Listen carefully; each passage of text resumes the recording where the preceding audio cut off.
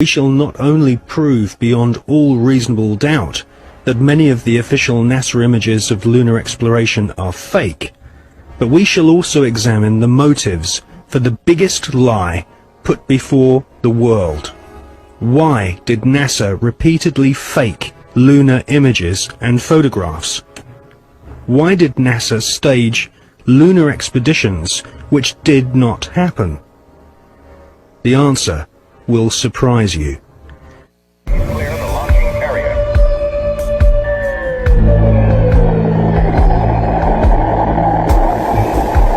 NASA spent gigantic sums of money during the 1960s, but most of it was spent on the ground, not in space.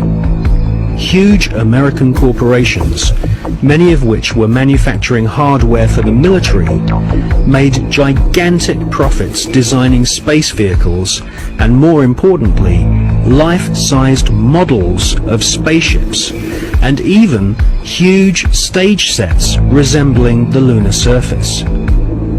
Someone in NASA had realized that after taking billions of dollars from the American people, if they couldn't make it to the moon, they would fake it to the moon.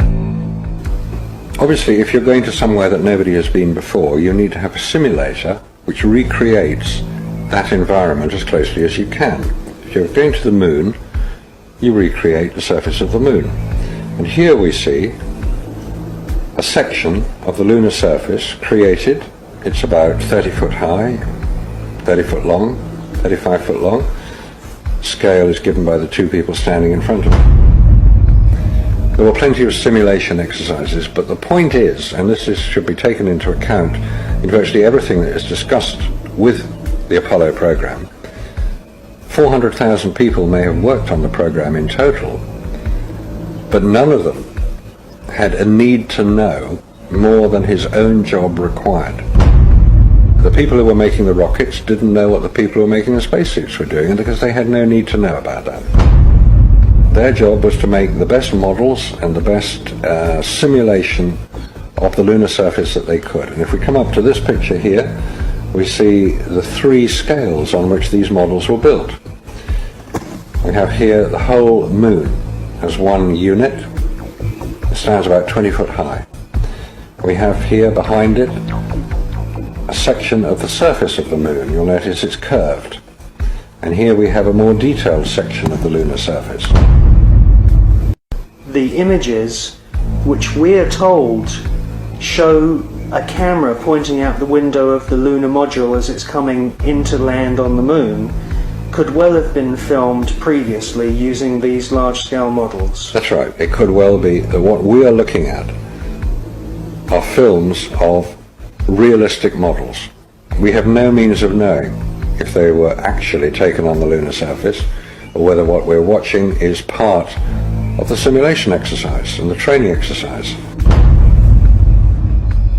And you'll notice here on these models there is a camera track.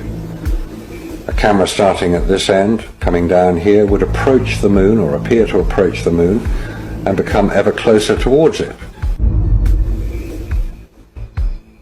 This is a simulation rig that was built. This is the command and service module of the Apollo program.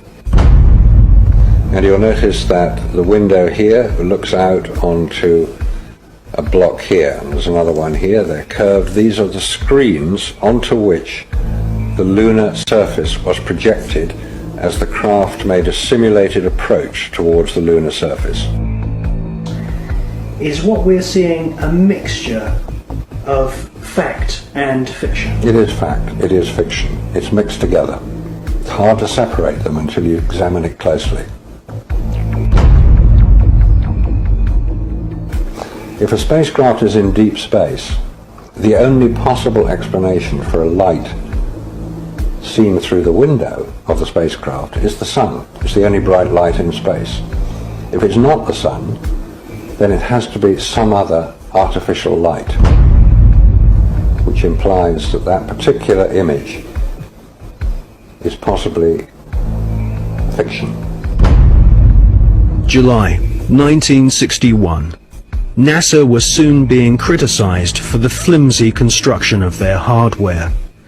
The first orbital did not even have windows in them for the astronauts to look out of. One of the most vocal critics was one of NASA's most respected astronauts, an all-American hero named Virgil Gus Grissom, who almost drowned when recovery helicopters were unable to lift his space capsule from the sea. After a successful journey into space, Gus Grissom almost died through NASA's bad planning. Or was this an early attempt to silence Gus Grissom?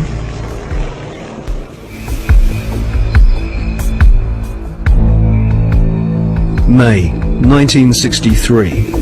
Astronaut Gordon Cooper experiences re-entry problems in his Faith 7 rocket ship. The prototype lunar module, known as the LIM, had serious stability problems.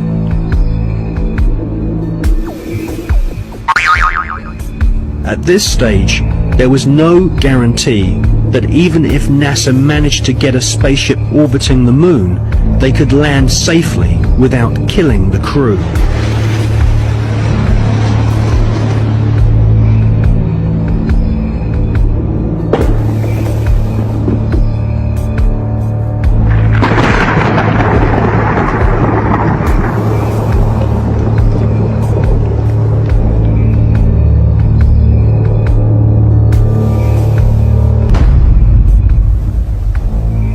Could the footage which we see of the LIM approaching the moon be filmed in a TV studio?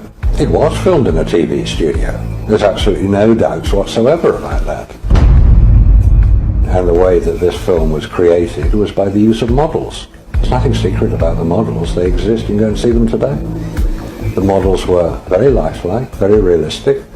There is one that is a life-size model. It's in Flagstaff in Arizona. It's 2 miles long, and it's an exact replica of the Sea of Tranquility.